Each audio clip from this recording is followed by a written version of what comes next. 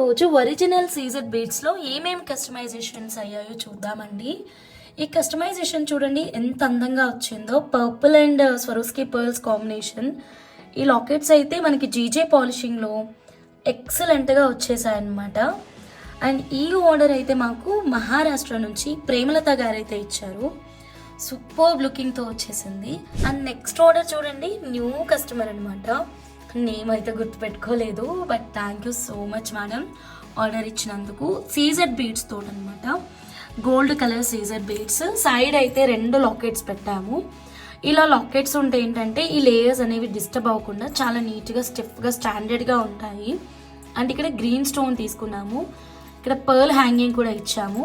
Same మనకి గోల్డ్లో చేయించుకుంటే ఎలాగైతే వస్తుందో అలాగే వచ్చింది.